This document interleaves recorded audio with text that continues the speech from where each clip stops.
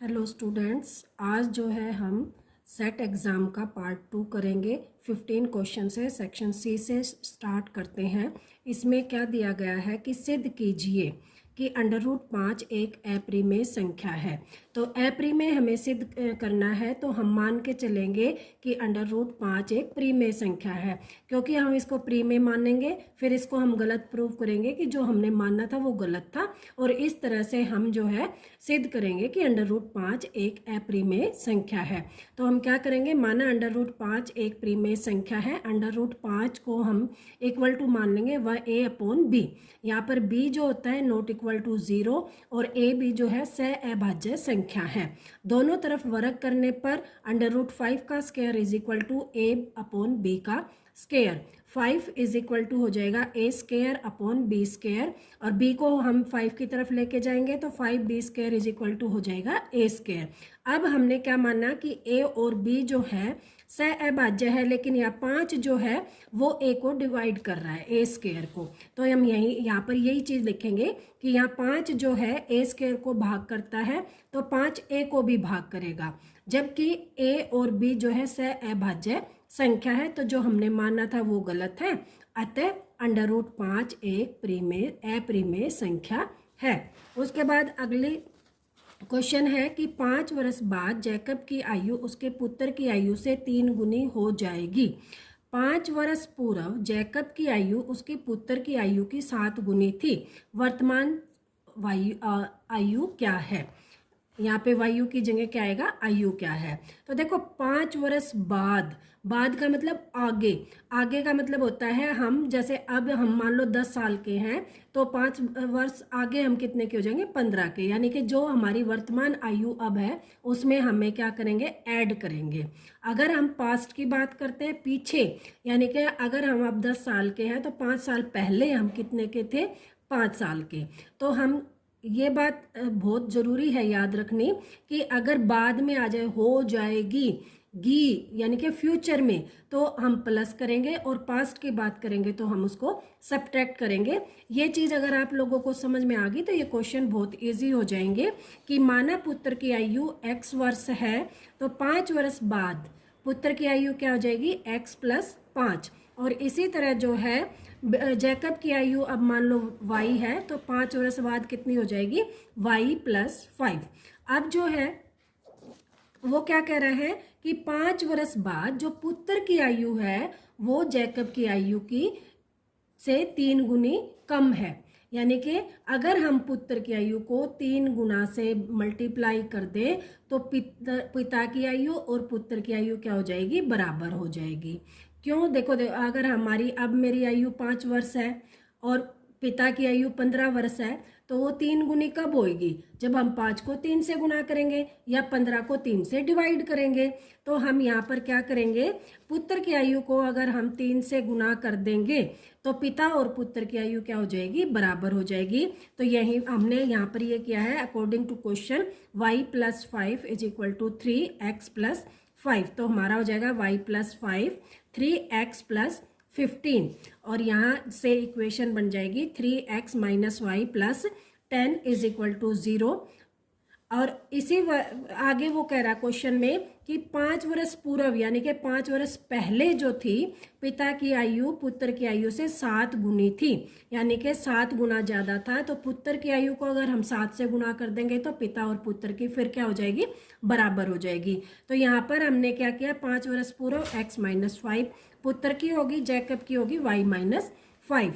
तो y - 5 is equal, तो यहाँ पर जो है y - 5 इज इक्वल टू हो जाएगा 7x - 5, और इसको हम सोल्व करेंगे तो हमारी इक्वेशन बन जाएगी 7x - y - 30 is equal to 0। अब इक्वेशन 1 और 2 को सोल्व करने पर हम x और y का मान ज्ञात हो जाएगा कि जो है x यानी कि पुत्र की आयु हमारी आ जाएगी 10 और बच्चे की आयु हो जाएगी 40।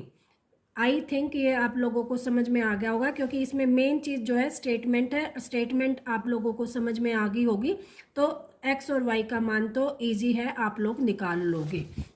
नेक्स्ट क्वेश्चन था कि पत्ते को अच्छी प्रकार से फेंटी गई गड्डी से पत्ता निकाला जाता है तो प्राप्त प्रायिकता ज्ञात कीजिए। लाल रंग की बेगम, एक फेस कार्ड और पान की दुक्की। तो लाल रंग की बेगम, अब देखो जो टोटल पत्ते होते हैं वो 52 होते हैं, हम सबको पता है। और लाल रंग की बेगम, बेगम क्या होती है, दो तरह के कलर होते हैं, लाल और ब्लैक यानी कि काला। और लाल बेगम का मतलब हर एक में एक कलर की बेगम होगी, तो दो कलर के जो है बेगम हो जाएंगी लाल रंग की। तो 2/52 तो 1/26 आ गया। एक फेस कार्ड, फेस कार्ड क्या होता है कि फेस वाला पत्ता। अब फेस वाला हमारे देखो हर एक में क्या होता है, एक बेगम, एक गुलाम, एक बादशाह, 4 तरह के हमारे कार्ड होते हैं, तो 4 तिये 12, तो टोटल फेस कार्ड हो गए 12/52, तो 3/13। पान की दुक्की, अब दुक्की क्या है, पान की दुक्की एक ही होगी, कितने में से, 52 में से, तो आंसर हो जाएगा 1/52। आई थिंक ये क्वेश्चन समझ में आ गया होगा। नेक्स्ट जो क्वेश्चन है वो है, एक रेलगाड़ी 350 किलोमीटर प्रति घंटा की चाल से चलती है।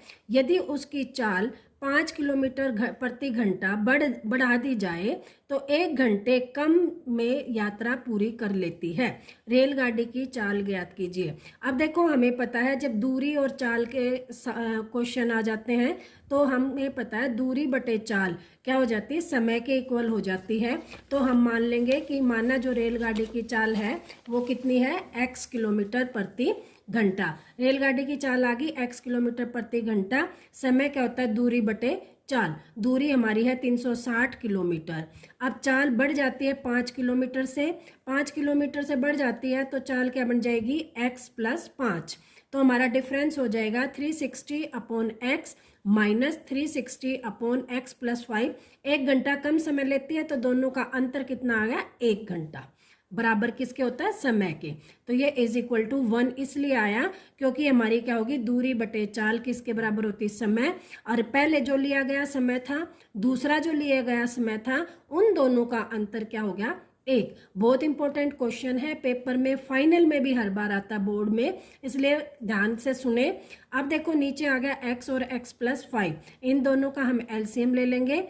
और यहाँ x नीचे है तो x से x कट गया, x + 5 आ गया, तो ऊपर वाले से गुना 360x + 5 माइनस का निशान, x इससे डिवाइड करेंगे तो x + 5 से x + 5 कैंसिल हो जाएगा, बच गया x। 360 को हम x से मल्टीप्लाई करेंगे = 1। अब इसको सोल्व करेंगे तो ये ब्रैकेट के अंदर दोनों से मल्टीप्लाई हो जाएगा तो 360 x आ जाएगा, और 360 × 5 ये आ गया 1800, और इसकी गुणा करेंगे तो 360 x आ गया। मैंने x वालों को इकट्ठा लिख लिया, बिना x वाले को एक साइड में कर दिया। और ये जो है इधर किस में है, डिवाइड में, इधर जाकर किस में हो जाएगा, = के इधर जाकर मल्टीप्लाई में, तो ये बन जाएगा x × x + 5। और इन सब की मल्टीप्लिकेशन ये आ जाएगा 1800 बराबर x² + 5x। और इसको सोल्व करेंगे तो 1800 बराबर के इधर आएगा तो माइनस में हो जाएंगे। अब 1800 के फैक्टर किस तरह से कि माइनस करके कितना बचे, 5x, तो हमारे फैक्टर बन जाते हैं 45 और 40। तो इसको सोल्व करने पर हमारा आंसर आता है x + 45 और x - 40। x - 45, x = -45 और x = 40।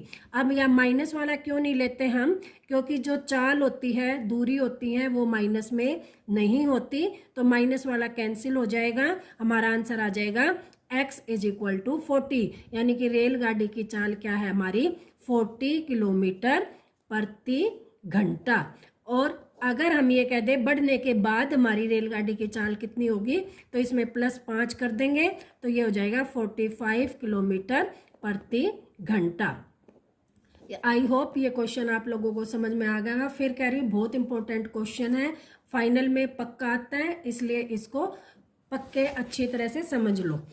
आगे जो क्वेश्चन है, और में जो क्वेश्चन आया हुआ है वो क्वेश्चन क्या है कि 2 वर्गों का क्षेत्रफल 468 मीटर स्क्वायर है। यदि इनके परिमापों का अंतर 44 हो तो दोनों वर्ग की भुजाएं ज्ञात कीजिए। अब वो देखो वर्ग क्या होता है, जिसकी चारों भुजाएं बराबर होती हैं। तो मान लो एक भुजा x है तो चारों भुजाएं क्या हो जाएंगी, x।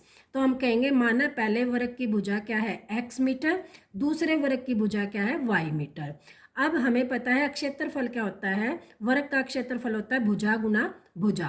तो पहले वर्ग का क्षेत्रफल आ जाएगा एक्स स्क्वायर, दूसरे वर्ग का क्षेत्रफल आ जाएगा वाई स्क्वायर, और अकॉर्डिंग टू क्वेश्चन क्या है, दोनों वर्ग के क्षेत्रफलों का योग, यानी कि पहले वर्ग का क्षेत्रफल जमा दूसरे वर्ग का क्षेत्रफल बराबर हो गया 468। परिमाप हो गया 4 गुना में भुजा। अब क्या कह रहा है, उनके परिमापों का अंतर 24 है। तो पहले का परिमाप क्या हो जाएगा 4x, दूसरे वाले का हो जाएगा 4y, अंतर हो जाएगा 4x माइनस 4y बराबर 24। 4 इन दोनों में से कॉमन आ रहा है, तो हमारा जो कॉमन आने का मतलब होता है बाहर आ गया, यानी कि इसको डिवाइड कर देंगे 4 से, तो ये x माइनस वाई और 4 6 24, तो ये आ गया 6। ये बन जाएगी दूसरी समीकरण। और यहाँ से हम क्या करेंगे कि x इज इक्वल टू, इसको y को इधर ले आएंगे तो x इज इक्वल टू हो जाएगा 6 plus y. Put it in equation 1। क्यों? क्योंकि हमें जो है x square plus y square 468 दे रखा है, तो हम यहाँ पे रखेंगे 6 प्लस वाई का square plus y square is equal to 468। अब क्या आ जाएगा 36, 6 का स्क्वायर। देखो अब जो हमारा होता है a प्लस बी का स्क्वायर का फार्मूला हमारा होता है a square plus B square plus 2ab, ये हमारा फार्मूला होता है कि a स्क्वायर यानी कि पहले वाले का स्क्वायर प्लस बी स्क्वायर यानी कि दूसरे वाले का स्क्वायर प्लस 2 इंटू में फर्स्ट इंटू में सेकंड, तो 6 दूनी 12 और y, और ये y square as it is आएगा 468। इनको इकट्ठे कर लेंगे, y को 2y हो गया, 12y एज इट इज 36, और इस वाले को इज इक्वल टू से इधर लाएंगे तो प्लस का है माइनस का हो जाएगा, और हमारी इक्वेशन बन जाएगी 2y square plus 12y minus 432 is equal to 0। 2 को फिर हम कॉमन ले लेंगे क्योंकि पूरी इक्वेशन जो है 2 के पहाड़े में जाती है, 2 से भाग होती है, तो 2 से भाग करने के बाद हमें मिल जाएगा Y square plus 6y minus 216 बराबर 0। अब इसको जो है टुकड़े करेंगे 216 के, किस तरह से कि हमारा जो है घटा करके कितना है 6y। देखो मैंने यहाँ पे टुकड़े करके दिखा दिए हैं कि 216 को हम जो है फैक्टर कर देंगे, और फैक्टर करने के बाद हमारे फैक्टर बनते हैं 12 और 18, दोनों को सब्ट्रैक्ट करेंगे, 18 में से 12 गए 6। अब हमारे को 6 किसका चाहिए प्लस का, तो जो यहाँ निशान होता है वो बड़े वाला होता है, तो 18 हो जाएगा प्लस का और 12 हो जाएगा माइनस का। और यहाँ पर हम इसको सोल्व कर रहे हैं कि y square plus 18 minus 12y minus 216 बराबर में 0, y कॉमन आ जाएगा, y plus 18 minus y plus 18, तो ये इक्वेशन बन जाएगी y प्लस 18 और y माइनस 12, तो इज इक्वल टू लाएंगे तो माइनस 18 और ये प्लस का 12। अब देखो माइनस वाले फिर वही आ जाते हैं कि हम क्या है दूरी को या माप को हम जो है नेगेटिव नहीं ले सकते, तो माइनस 18 वाला आंसर नहीं आएगा, हमारा क्या आएगा y इज इक्वल टू 12, यानी कि जो छोटा वर्ग है उसकी भुजा आ गई 12, बड़े वाले की क्या आ जाएगी x इज इक्वल टू आ जाएगा 6 प्लस में 12 18, तो हमारा आंसर आ जाएगा 18 और 12, यानी कि पहले वर्ग की भुजा आ गई 18 और दूसरे वर्ग की भुजा आ गई हमारी 12। आई थिंक ये क्वेश्चन भी आप लोगों का हो गया होगा। इससे नेक्स्ट क्वेश्चन जो है, दोनों क्वेश्चन जो है माध्यक निकालना और माध्य निकालना, ये क्वेश्चन आई थिंक आप लोगों ने बहुत अच्छी तरह किए होंगे। बस हमें क्या करना होता है, माध्य निकालने के लिए और माध्यक निकालने के लिए फार्मूला हमें पता हो तो हमारा क्वेश्चन ईजी से निकल जाता है। अब इसमें क्या दे रखा है, माध्यक दे रखा है 28.5, और हमें क्या निकालना है, एक्स और वाई का मान ज्ञात करना है। अब एक्स और वाई का मान कैसे ज्ञात करेंगे कि जो हमारा इंटरवल दे रखा है, सबसे पहले हम इंटरवल का हाफ करेंगे, और यहाँ पर जो है माध्यक में देखो, माध्यक में क्या होता है कि ऊपर वाले में नीचे वाले को हम ऐड करते चलते हैं। तो सबसे पहले जो फ्रीक्वेंसी f है वो 5 है, उसमें x को ऐड किया तो 5 प्लस एक्स हो गया, फिर 20 को करा तो 25 प्लस एक्स, फिर 15 किया तो 40 प्लस एक्स, फिर y को करा तो 40 प्लस एक्स प्लस y, और फिर 545 प्लस एक्स प्लस वाई, और ये इज इक्वल टू हो जाएगा 60 के, क्योंकि हमारा जो देखो ये जो हमारा जोड़ है 45 plus x plus y is equal to क्या हो जाएगा 60। तो हमारा अब जो है एक इक्वेशन तो हमारी यहीं से बन गई कि 45 plus x plus y is equal to 60, और इसको इधर लेके जाएंगे तो x plus y is equal to क्या हो जाएगा 60 माइनस 45 इज इक्वल टू 15। एक इक्वेशन तो हमारी यहाँ से बन जाएगी और दूसरी इक्वेशन हम यहाँ से निकालेंगे किसकी वैल्यू, एक वैल्यू यहाँ से निकल जाएगी किससे, फार्मूले से। अब मध्य का फार्मूला होता है L plus n/2 minus C F into में h अपॉन में f। तो n/2 क्या होता है, जो हमारा टोटल जोड़ है उसका आधा, हमारा n/2 हो गया 30। f जो होता है, अब f हमारा क्या होता है, जो CF होता है हमारा, उसके सामने वाली जो नहीं, जो हमारी 30 है वो किसके अंदर लाई करती है, उसके सामने वाली फ्रीक्वेंसी।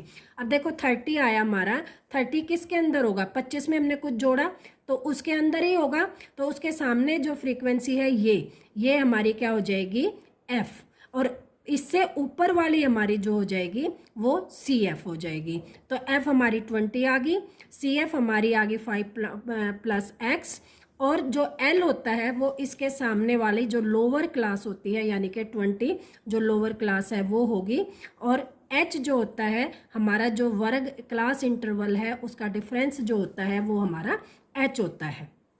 तो इस सारे को हम सोल्व कर लेंगे, तो सोल्व करने के बाद हमारी x की जो वैल्यू है वो आ जाएगी 8। ये सोल्व कैसे करना है, देखो ये प्लस का है, इधर जाकर माइनस का हो जाएगा, और यहाँ पर क्या है, ये 30 है, ये x प्लस 5 है, अंदर जाकर ये दोनों को माइनस कर देगा तो -5 माइनस एक्स हो जाएगा, अपॉन 20 है, इंटू में 10 से 0 कैंसिल, और ये 2 जो है इधर जाकर मल्टीप्लाई में हो जाएगा, तो हमारा यहाँ आ जाएगा 25 माइनस एक्स, और यहाँ आ जाएगा 17। तो 25 वाले को इधर ले जाएंगे, x वाले को बिना x इधर हो जाएगा, तो ये आ जाएगा हमारा x इज इक्वल टू 15। अब जो ये इक्वेशन बनी थी हमारी x प्लस y बराबर में 15, तो x की जगह हम क्या रख देंगे 8, तो y का मान निकल आएगा हमारा 7। आई होप ये भी क्वेश्चन आप लोगों को समझ में आ गया होगा।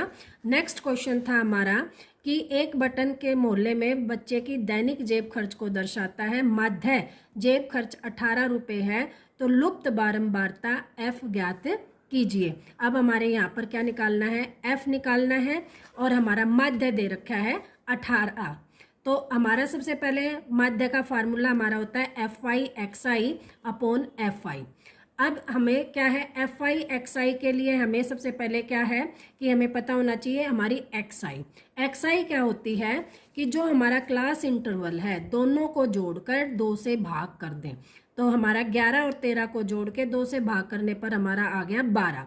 फिर हमें ये देखना कि इंटरवल का डिफरेंस कितना है, 11 में से 13 में से 11 घटाएंगे तो कितना आ गया 2, तो यानी कि हर एक में इंटरवल में जो है 2 का अंतर है, तो 12 में 2 जोड़े 14, 14 में 2 जोड़े 16, 16 में 2 18। इस तरह से हम ये जो है सारा XI निकाल लेंगे। फिर हमें क्या करना है, FI की और XI की मल्टीप्लीकेशन करनी है, तो 12 से 84, 14 6 84, 16 निम्न 144, 18 और 13 की गुणा करी तो 234, 20 की F से गुणा की तो 20 F आ गया, 22 की 5 से 110 और 24 की 96। अब जोड़ना कैसे है, F वाले को एक साइड रख देंगे, बाकी हम जोड़ देंगे। F वाले को छोड़ के बाकी को जोड़ा तो 752 आ गया, इधर F वाले को छोड़ के हमने जोड़ा तो 44 प्लस F आ गया। ये हमारा FI/XI आ गया, ये हमारा FI आ गया। अब फार्मूले में लगाया FI अपॉन XI बराबर किसके होते हैं, माध्य के होता है, माध्य हमारा दे रखा है कितना है 18, तो माध्य के इज इक्वल टू आ गया। अब इधर लेके जाएंगे तो ये किस में हो जाएगा, मल्टीप्लीकेशन में, तो 18 की 44 से मल्टीप्लाई करेंगे, प्लस का निशान है प्लस, 18 की F से करेंगे तो 18 F, और ये इज इक्वल टू हो जाएगा F वालों को एक साइड, बिना F वालों को एक साइड, तो हमारा आंसर आ जाएगा 20 F। आई होप ये पेपर आपको बहुत अच्छी तरह समझ में आ रहा होगा।